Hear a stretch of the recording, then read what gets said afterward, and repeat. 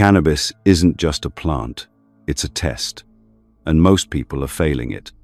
You've been told weed is either medicine or menace, a spiritual gateway or a mind-numbing escape, sacred or sinful. But here's the truth. None of those labels touch the core of what this plant really is. Cannabis doesn't conform to your beliefs about it. It amplifies what's already within you, and that's what makes it dangerous. Because in ancient traditions, cannabis wasn't a way to pass time. It was a portal, a tool of transformation, used only by those prepared to meet themselves fully. No filters, no distractions. Shamans, mystics, seekers, they used it to dissolve the ego, not decorate it. But today, the plant is everywhere. It's sold like candy, smoked like a trend, worshipped like a lifestyle. What was once a ritual has become routine. The sacred turned into spectacle. This video isn't about weed being good or bad. It's about what it does to your soul. Long before cannabis was ever rolled into a joint or packaged for profit, it was a key, handled carefully, reverently, and only by those who knew what door they were opening.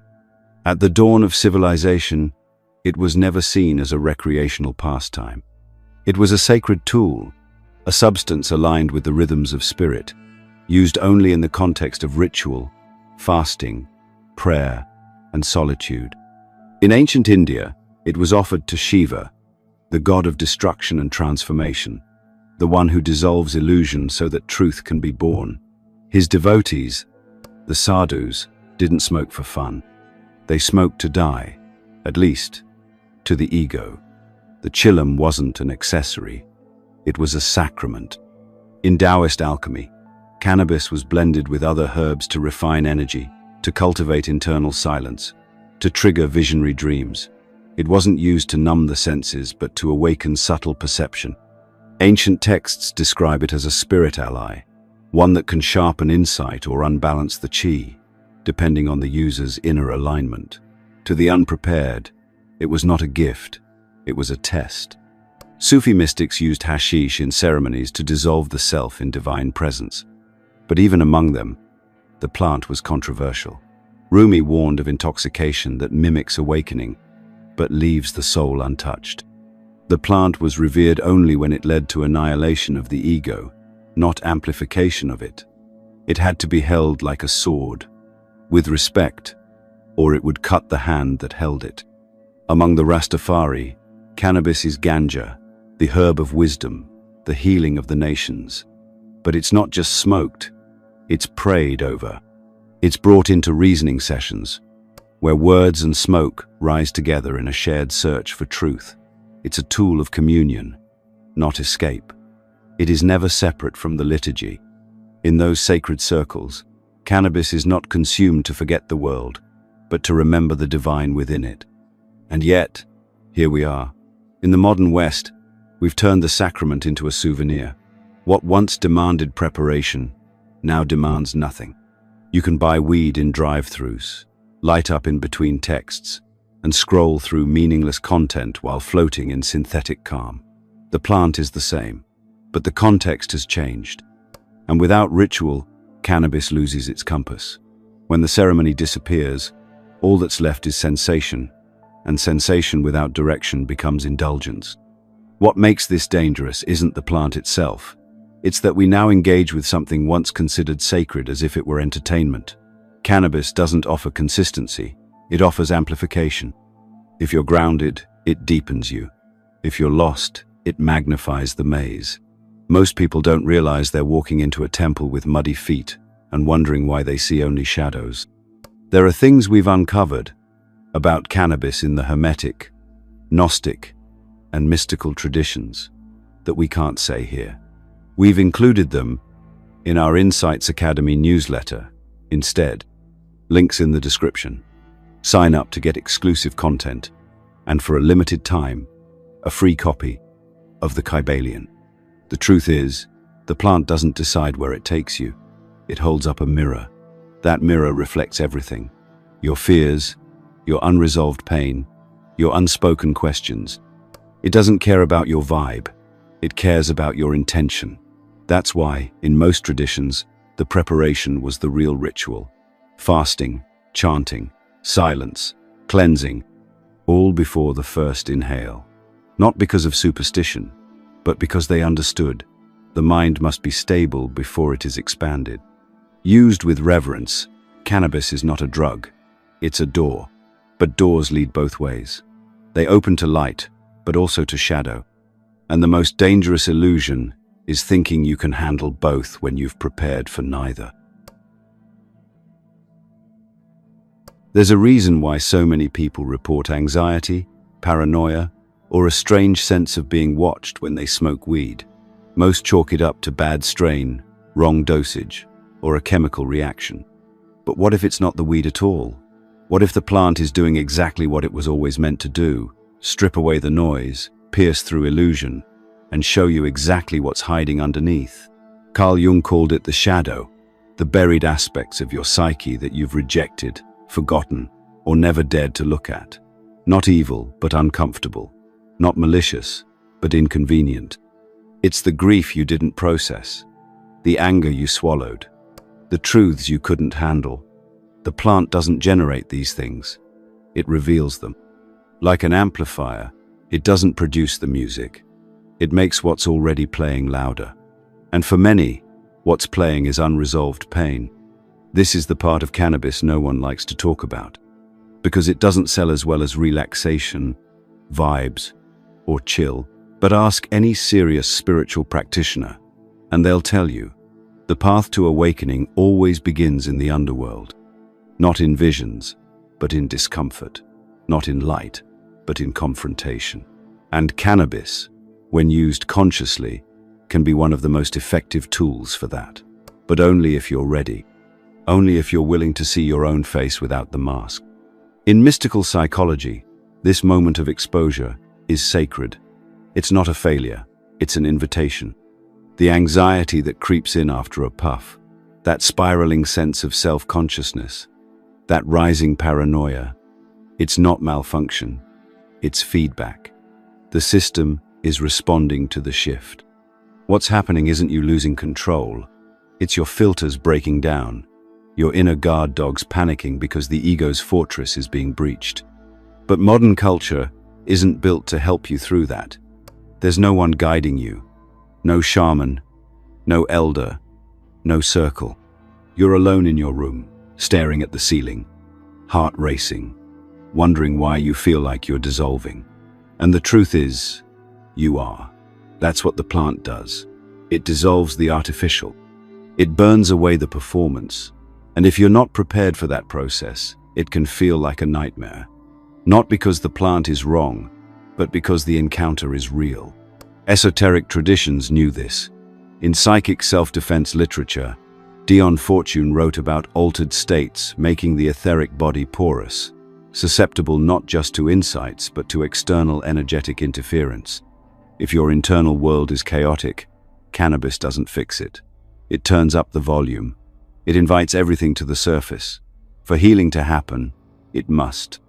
But if you run from that surfacing, if you numb it or distract from it, the cycle repeats, again and again, high after high, until nothing feels sacred anymore, only noisy. This is why cannabis, despite being natural, is not automatically safe.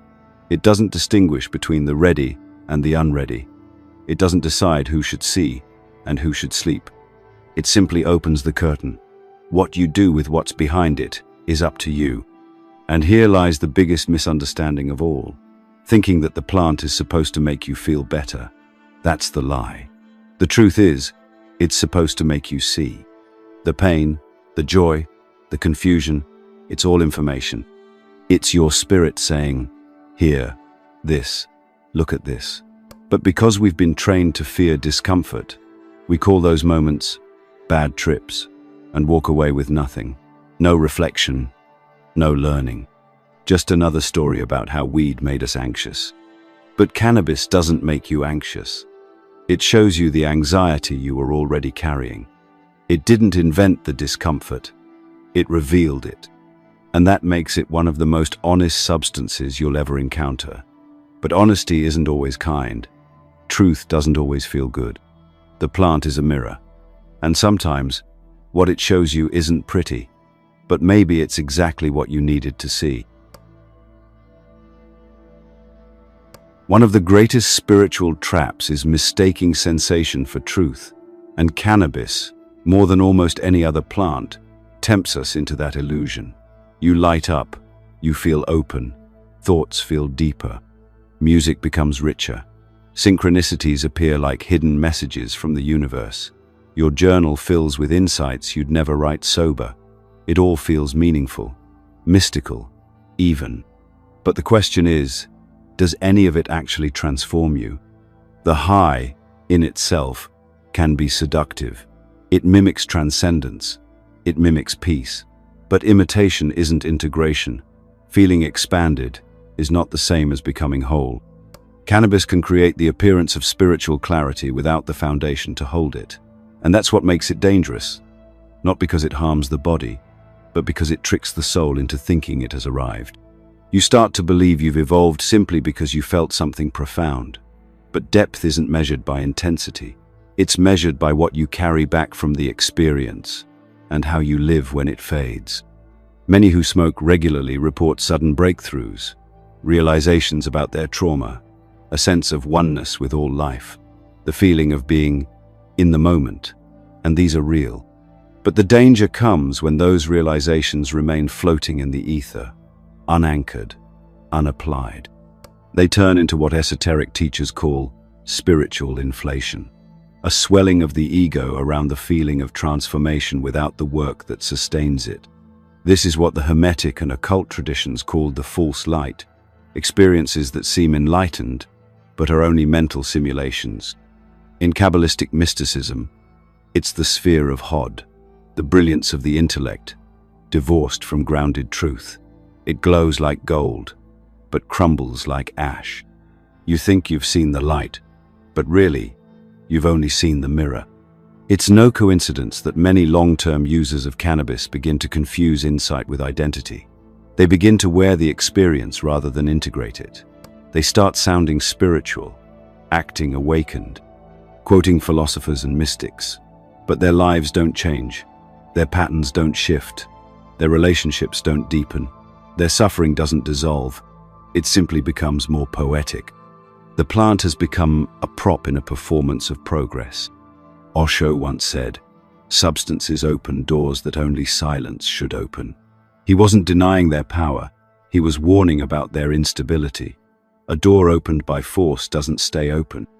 And the vision it offers can distort reality if the mind isn't ready to receive it. The high can become a pedestal from which you look down at others who haven't seen what you've seen, when in reality nothing's been seen clearly, only felt intensely. The problem isn't the insight, it's what you do with it. Cannabis can absolutely offer perspective, but unless that perspective becomes practice, it's just stimulation. If it doesn't shift how you show up in conflict, how you face your shadow, how you serve others, how you move through suffering, then it's a spiritual distraction dressed as awakening. And that's the danger. Not the plant, not the smoke, but the story you tell yourself about what it all means. The high isn't the truth. It's a doorway. But if you stand in the doorway forever, thinking you've arrived, you never actually step into the room. You become addicted not to the substance, but to the illusion of progress. And that illusion is harder to detox from than any chemical dependency. This is why traditions with spiritual depth never worshipped the high. They used it to point to something deeper. They never glorified the vision. They asked what it demanded. Because real awakening isn't what happens on the plant. It's what happens after. It's in the silence that follows, in the choices that emerge, in the humility to realize that seeing something once doesn't mean you understand it. Cannabis offers access, not arrival. But the world doesn't need more access. It needs more anchors, more people who don't just visit the sacred but embody it, who don't just feel the truth, but live it. Cannabis doesn't just affect the mind. It touches the subtle body, the invisible architecture of your being that carries your thoughts, emotions, memories, and energetic imprints. You can't see it, but you can feel it. And when the plant interacts with that field, it doesn't ask for permission. It amplifies whatever is already there. That's why for some, it unlocks intuition, sensitivity, and a heightened sense of presence. For others, it unearths chaos. That chaos isn't random. It's the byproduct of energy that hasn't been cleared. Think of the subtle body as a musical instrument. When it's in tune, cannabis can act like a bow across a string, drawing out resonance, harmony, even silence. But when that instrument is dusty, out of tune, misaligned, all the plant does is amplify the noise. And in that noise, people often confuse stimulation for wisdom. You feel more, but you're not necessarily seeing more. You're just louder inside. And when the inner space is crowded, clarity becomes impossible. Traditions that understand this speak of energetic hygiene. It's not a mystical concept, it's spiritual hygiene, in the same way that showering is physical hygiene. Practices like fasting, breathwork, chanting, cold exposure, prayer, and silence aren't accessories. They're clearing rituals. They stabilize the field. They make sure that when you open the door with a plant like cannabis, you're not stepping into a room full of unresolved debris. In Reiki and other energetic healing practices, cannabis is sometimes described as a field disruptor, not because it's harmful, but because it creates a surge in sensitivity. That surge can help you access subtle energies, but it can also leave you porous. Practitioners who aren't grounded often find their sessions become unstable or chaotic after using the plant. Sensations increase, but control decreases. The same is true in Kundalini work, where cannabis is known to awaken dormant energy before the body is ready to handle it. You feel open, electric, even euphoric, until you don't, until you crash, spiral, or find yourself unable to ground the experience in any meaningful way. Amazonian shamans say that every plant opens, but every plant also tests, and cannabis is no exception. They believe that each plant carries a consciousness, a spirit, a frequency, and when that spirit enters you, it begins to communicate, not in language, but in emotion, in memory, in energetic sensation. If you're not clean, mentally, emotionally, spiritually, that communication becomes scrambled. The plant becomes distorted by your own residue, and instead of clarity, you get confusion dressed in insight's clothing.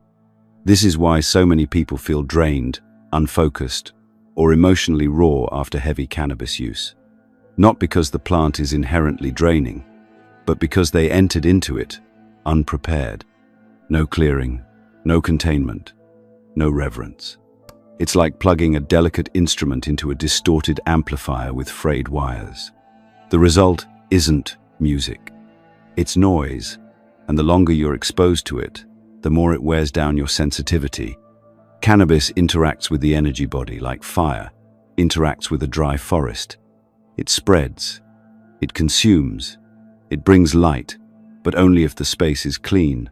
Otherwise, it just burns. Without grounding, without clarity, without intentional boundaries, what was meant to elevate can begin to fragment. You lose focus. You lose willpower. You start living in a fog that feels peaceful, but underneath is a dull kind of stagnation. And here's the subtle danger. You begin to call that fog calm. You begin to associate the dulling of sensation with healing. But healing isn't numbness. Healing is clarity. Healing is the return of power, not its suspension. And cannabis, when used without energetic awareness, can temporarily mask imbalance instead of resolving it. So the question becomes, is your system clean enough for clarity? Have you prepared your inner temple before you invite the plant in? Because cannabis doesn't clean the house, it just turns on the lights. What you see depends entirely on what was already there. Once upon a time, cannabis was only used when the soul was ready. Now, it's used because the weekend's here. The shift didn't happen overnight. It was slow, subtle, and disguised as liberation. What used to be sacred became symbolic. What used to be intentional became impulsive. We went from smoker's spirit to smoker's content. And in the process, the plant didn't lose its power. We just lost our way of holding it. In Rastafarian tradition, cannabis wasn't something you did alone in your room to cope with stress. It was integrated into sacred reasoning sessions, ritual gatherings for philosophical and spiritual reflection. The smoke rose with the chants, with the prayers, with the heartbeat of drums. It was a communal ascent, not a personal escape. It wasn't about feeling good. It was about finding alignment with Jah, God, Source, the One. And if your heart wasn't clean, the herb would show you. It wasn't entertainment. It was an initiation. In the African diaspora, especially within Afro-Brazilian religions like Candomblé and Umbanda, cannabis wasn't always central, but the concept behind its use was. Every plant was seen as holding an accent, a spiritual frequency, a purpose, a vibration. To misuse a plant was to misuse its energy, and to do that was to invite imbalance. The ritual determined the effect. The ceremony created the container. Nothing sacred was taken without being earned. There was no casual consumption, only communion. But that's not what the modern world wanted. Ritual requires time, discipline, and humility. Ritual is inconvenient, and capitalism thrives on convenience. So, the plant was extracted from its cultural roots, sanitized for mass consumption, and rebranded as a lifestyle. Now it's wrapped in sleek packaging, endorsed by influencers, and sold with the same pitch as a wellness smoothie. This will make you feel better. No mention of shadow, no mention of mirrors. Just mood boards, pastel fonts, and a shallow nod to mindfulness. The sacred was commercialized. The ceremony was deleted. And cannabis became a product, not a portal. Now people light up while binge-watching shows that feed them more programming. They scroll while smoking, swiping through empty content designed to hijack their dopamine. There is no circle, no chant, no silence, just stimulation on top of stimulation. And in that layered chaos, the plant becomes fog instead of fire, numbness instead of clarity. Even the festivals that claim to be spiritual, burning incense, playing ecstatic music, selling chakra stickers, often reduce the plant to background noise. The ritual becomes a performance. The ceremony becomes a costume. And the true essence of the plant, the part that could transform, disrupt, awaken, is buried under layers of aesthetics. But cannabis has no interest in being aesthetic. Its spirit is old, wild, and unapologetically real. It doesn't care about your branding. It cares about your intention. And without a container, its energy spills. It flows into your distractions, into your anxieties, into your unchecked wounds. Without direction, it simply amplifies your current state. That's why some people feel inspired, and others feel stuck. Same plant, different vessel. So when we stripped away the ritual, we stripped away the structure that made the experience sacred. Without that, what's left is entertainment masked as healing, a mimicry of depth, a hollow echo of what once was holy. The plant has not changed, but the way we use it has. And until we reclaim the container, we'll keep wondering why the experience feels shallow, inconsistent, or even chaotic. It's not that cannabis lost its power. We just stopped preparing ourselves to receive it. The ritual was never a performance for the divine. It was a way to prepare you, to cleanse your mind, your energy, your heart. So when the plant opened the door, you walked through it with grace, not confusion. We didn't lose the sacred. We stopped recognizing it. The most dangerous lie is that intention alone is enough. That if you mean well, the plant will guide you. But cannabis, like all true spiritual allies, doesn't operate on sentiment. It responds to energy, to readiness, to the clarity of your inner world, not your wishful thinking. Too many seekers approach it with curiosity, but no compass. They light up to feel better, to think deeper, to escape boredom, or soften the edges of stress. But they forget that the plant doesn't give you peace. It reveals whether or not peace was already there. Used with discernment, cannabis can be a profound ally. It can help you detach from the noise of the ego, see your patterns more clearly, and soften the grip of your internal narratives. But the key is never the plant itself. The key is who you are when you meet it. Without structure, the experience becomes slippery. Without reflection, the insight evaporates. Without grounding, the openness turns to fragmentation. So how do you use the plant without being used by it?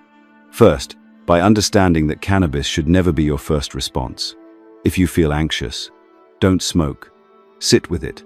Ask it questions. If you're restless, don't escape. Move your body, breathe deeply, journal. Only when the body is settled and the mind is clear can the plant act as a tool of refinement rather than disruption.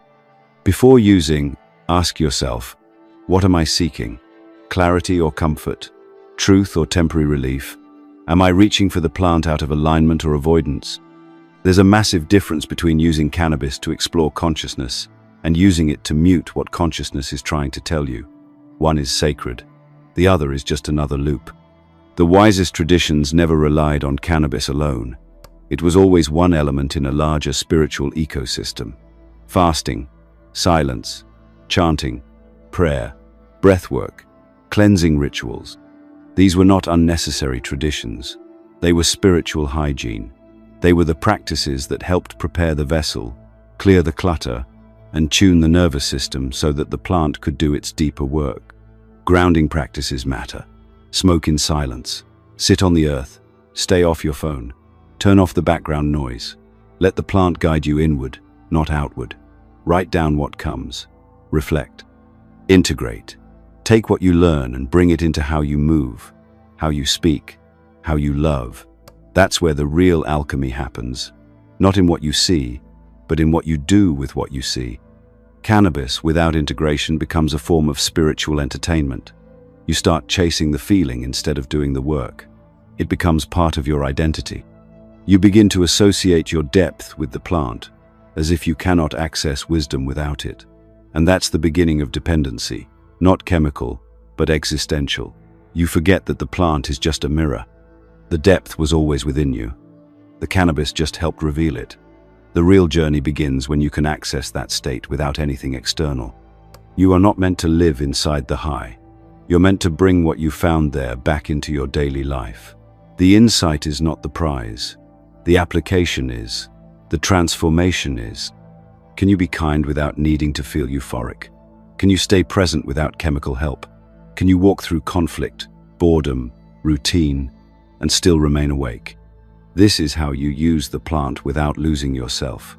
By never letting it become your source of meaning. By returning to yourself as the center. The plant may open the door, but only you can walk the path. And if you're not walking, you're just circling, feeling more, learning nothing. You don't need more highs, you need more honesty. The kind of honesty that isn't always pleasant, but always real. The kind that strips away the glittering illusions and asks, is this helping me grow or just helping me hide? Cannabis was never meant to be used in isolation. Across cultures, lineages, and centuries, its spiritual use was almost always collective. Not because people couldn't access altered states on their own, but because those who understood the plant knew this. Without a container, power becomes unpredictable. And without community, insight turns to distortion. The plant might open you, but it's the circle that holds you. In the Rastafari tradition, cannabis is not smoked casually. It's part of reasoning sessions, gatherings where the herb is passed with reverence, accompanied by scripture, discussion, chanting, and the conscious pursuit of divine truth. It's not about getting high. It's about getting aligned. Words are shared with weight. Silence is respected. Everyone becomes both student and teacher. The herb moves clockwise, like time, like energy, like the sacred wheel of life. In that space, cannabis is not the focus. It is the bridge. The same is true among certain indigenous traditions. In Amazonian and Central African cultures, While cannabis may not always be central like ayahuasca or tobacco, the principles are the same. Substances that alter perception are only taken when the group, the ritual, and the intention are in place. The experience belongs not to the individual but to the container, the song, the prayer, the fire, the elders, the unseen spirits watching from the edges. You don't journey alone. Even when your eyes are closed, the circle holds you. It's not just about what the plant shows you. It's about what others help you interpret when you return. Contrast that with the modern experience. A joint in one hand, a phone in the other. No grounding, no preparation, no exit strategy, just stimulus and solitude. What's supposed to be sacred becomes another episode of dissociation, and that's where the spiral begins. Because when you're cracked open and no one's there to help close you, the insight doesn't integrate, it fragments. You begin to think you've tapped into something profound, but there's no witness, no mirror, no calibration. It becomes a private religion of half-remembered thoughts and disconnected realizations. And you mistake loneliness for enlightenment. But when you're in a real circle, something different happens. You're heard, you're seen. You're reminded that your insight is part of a larger truth. That what you experienced matters not just for you, but for the community. You become responsible for what the plant gave you. Because the plant doesn't just give, it tasks you. It asks, what will you do with this vision? Will you live differently? Will you serve? Will you heal? In sacred circles, the ego has less room to perform. You can't pretend you're awakened when someone else in the circle sees through your facade. You can't claim transformation without being held accountable. There's no place to hide inside the ceremony. And that's exactly why it works. Because it's not about how the plant makes you feel. It's about how the experience is witnessed. The circle prevents illusion from becoming doctrine. When you're alone, there's no challenge, no resistance, and so everything feels true. But not everything you feel is truth. Not every idea that emerges in the high is sacred. Some are projections. Some are distortions. Some are just mental noise wearing spiritual clothing. The circle helps you sort the signal from the static. It helps you test the vision in the light of shared reality. Even in modern cities, sacred containers can be created. A few friends, candles lit, phones off, a clear intention spoken aloud, a shared moment of silence, before and after. A commitment to reflect, to hold space, to not just trip but to transform. You don't need a jungle or a temple to do it right. You need reverence. You need a ritual. You need community. Without it, cannabis floats like incense in a windy room. Beautiful, but directionless. The plant asks for structure because its spirit is powerful, and like any power, it magnifies whatever it touches. In a collective setting, it can magnify clarity, healing, vision. Alone and ungrounded, it can magnify confusion, illusion, or ego. So maybe the question is no longer just what are you smoking for? Maybe it's who are you smoking with? Because the presence or absence of a sacred container often determines whether the plant becomes your teacher or your distraction. There comes a point in every seeker's journey where the thrill of the experience begins to lose its meaning. The novelty wears off. The visions become repetitive. The insights start to echo things you've heard before. And that's when the deeper path begins. Not with more intensity, but with more honesty. Because the real work is not in what you see when you're high, but in what you do when you're sober. Discernment becomes the new high. Not stimulation, but clarity. Not euphoria, but alignment. Cannabis can open doors. That's never been in question. But opening doors is easy. Walking through them with intention, with integration, with humility, that's what most avoid. Because it's much easier to chase the feeling of awakening than to do the work of actually awakening. It's easier to light up than to sit still. Easier to feel deep than to live deep. But feeling something doesn't make it true, and seeing something doesn't make it real. Discernment is what separates illusion from insight. It's what keeps you from mistaking echo for essence. In Greek philosophy, Discernment was called crow, the inner blade that cuts through deception. In Vedanta, it's viveka, the power to distinguish the real from the unreal. This isn't about skepticism. It's about spiritual maturity. It's the ability to question even your most profound experiences, to ask, is this truth, or is this just what I wanted to hear? Because cannabis will give you both. It will speak in riddles, in poetry, in emotion. And if you're not grounded, you'll build entire belief systems out of metaphors that were never meant to be taken literally. That's where spiritual inflation begins. The ego rebrands itself as awakened. It starts speaking in mystic terms, wearing the garments of transcendence, quoting scriptures without ever living them. It becomes addicted not to the plant, but to the feeling of being special, of being in the know. You start to confuse sensitivity for superiority, and you stop listening to anything that doesn't support your high. This is why discernment must be cultivated before cannabis becomes a spiritual tool.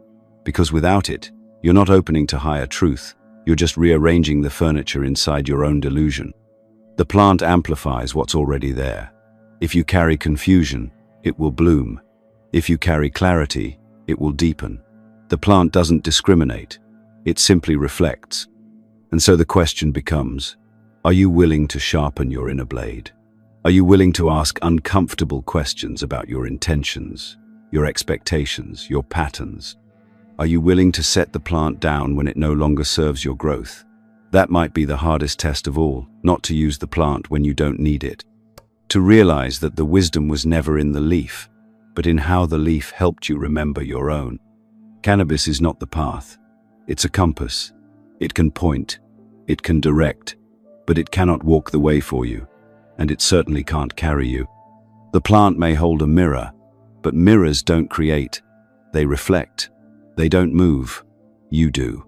And if the reflection becomes the focus, you forget what it was there to show you in the first place. This is the moment many never reach. They stop at the sensation, they stop at the poetry, but the mystics, the seekers, the ones who truly walk the path, they go further. They learn to trust the quiet after the high. They learn to listen for the messages that don't come wrapped in euphoria. They learn to sit with discomfort and ask what it's here to teach. Because the goal is not to stay high, the goal is to stay awake. Not just when the plant opens your eyes, but when you wake up every morning and choose to live aligned, grounded, and real. That's the true spiritual practice. That's the path beyond illusion. There comes a point when every tool must be laid down, every shortcut surrendered, every high examined for what it truly was, a spark, a signal, a beginning, not a destination. Cannabis is not the answer. It never was. At its best, it is a teacher. At its worst, it becomes another distraction dressed as depth. And if you're listening, truly listening, you'll know when it's time to stop chasing the smoke and start building the fire within yourself. The greatest lesson cannabis can teach you is that you never needed it. Not because it's worthless, but because its power was always meant to reflect something dormant inside you, something waiting to be remembered. The clarity you felt was yours. The stillness, the insight, the connection. None of that came from the plant.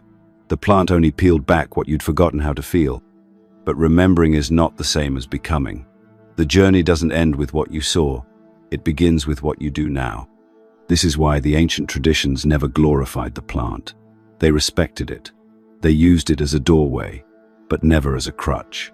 The ceremony ended, and the integration began. You took what you saw and turned it into action, into presence, into humility. You walked into conflict differently. You loved with fewer conditions. You served from a deeper place. That's the point. That's the whole point. What good is vision if you never change how you live? What use is insight if you never apply it in the mess, in the boredom, in the discomfort of your actual life? It's easy to feel spiritual in smoke and silence, harder in traffic, in heartbreak, in the endless repetition of the ordinary. But that's where real spiritual growth happens, not on the mountaintop, but in the valley. Not in the altered state, but in the everyday choice to remain awake when it would be easier to sleep. Integration isn't glamorous. It's not psychedelic. It's not aesthetic. It's discipline. It's a follow-through.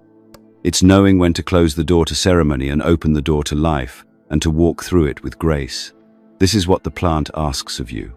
Not reverence, not worship, but embodiment. You were never meant to become dependent on the teacher. You were meant to graduate. You're not here to orbit meaning. You're here to make it real. To take the fragments of truth you've glimpsed and ground them into the way you speak, the way you listen, the way you show up when no one's watching.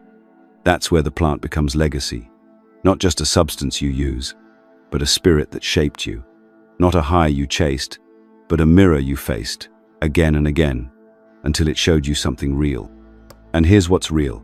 The sacred doesn't need cannabis. The sacred is already in you. The question is, are you willing to live like it? Are you willing to stop looking for the signal outside and start transmitting it from within? This conversation doesn't end here. If you've made it this far, then you're already seeking more than just sensation. And that's what Insights Academy was built for. Sign up for the free newsletter through the link in the description and receive a digital copy of the Kybalion, not as a gift, but as a tool. Because some teachings can't be packaged in a video. Some are meant to be studied, lived, embodied. Because in the end, it's not about the plant, it's about you. Not about what you smoke, but what you become. Not about the highs, but how you walk through the lows. The plant showed you a glimpse of what's possible. Now you decide whether to chase the light or become it. If this video resonated with you, let us know by commenting, "I understood it."